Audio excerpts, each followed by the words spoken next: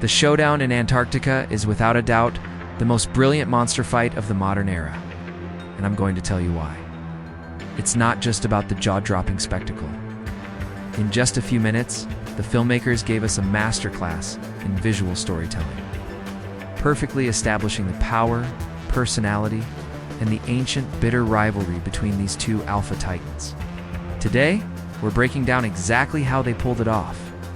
It all kicks off with a classic case of human arrogance.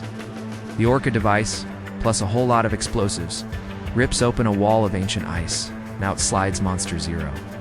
The visual effects here are just staggering. You can almost feel the pressure release as thousands of years of ice shatter into millions of pieces. But it's the design of Ghidorah that truly sells the moment. This isn't just one monster, it's three distinct personalities sharing one body. The center head is the leader-focused, dominant. The other two are more chaotic, snapping and darting their eyes around, immediately establishing this thing as an agent of pure mayhem. Then there's the sound. That iconic, chattering cry echoes across the ice, triggering a superstorm that turns the environment into a living hell. This isn't just a monster waking up. This is a world-ending event being born, and we're standing right in the middle of it.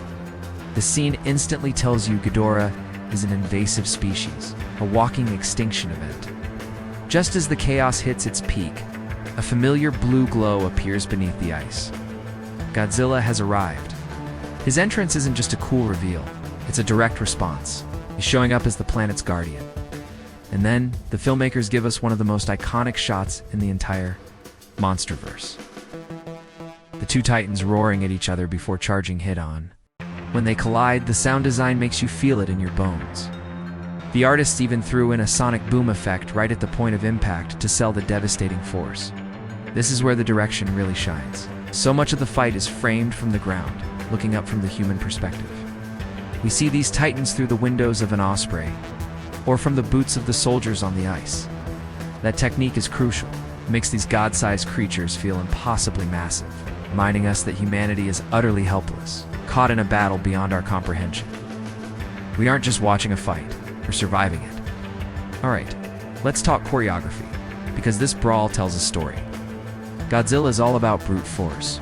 He wades in, using his immense weight and strength to try and overpower his rival. But Ghidorah is something else. He's faster, more agile, and has the insane advantage of three heads that attack independently. There's that fantastic moment where Godzilla gets a solid bite on one of Ghidorah's necks. But the other two heads immediately counterattack, biting and clawing at his sides. Da-da-da-da. It's a perfect visual for their dynamic. For every one move Godzilla makes, Ghidorah has multiple answers. The sheer brutality is on full display. You can see the fresh claw and scorch marks on both of them, and the fight hammers home Ghidorah's viciousness. When he turns on the human soldiers and tragically kills Dr. Graham without a second thought, he isn't just a challenger to Godzilla, he's a threat to all life. What's your favorite single moment from this exchange? For me, it has to be that initial charge. Let me know yours in the comments. The fight screeches to a halt when military jets swoop in and fire on Ghidorah. The false king, irritated by these pests, takes to the sky and flies off. Now this is where the debate really begins. Was Ghidorah actually retreating? Or was this a tactical withdrawal? One popular theory is that newly awakened titans are weaker right after hibernation, and Ghidorah simply needed to recharge. Personally, I lean toward another interpretation. Ghidorah realized this wasn't just a one-on-one. He was fighting Godzilla in his home turf advantage, with humanity acting as a small but annoying third party. By taking off, he changed the battlefield to one of his choosing. The sky wasn't a retreat. It was a strategic move to escalate the war on his own terms. So, what makes the Antarctica fight so legendary? It's how every piece of filmmaking works together perfectly. The stunning visual effects established the threat. The incredible sound design gave the fight a physical weight you could feel. And the choreography, framed from our tiny human perspective, told a gripping story of an ancient rivalry finally reignited. Godzilla is the strong, steadfast king, but Ghidorah is the chaotic, intelligent, and utterly alien usurper.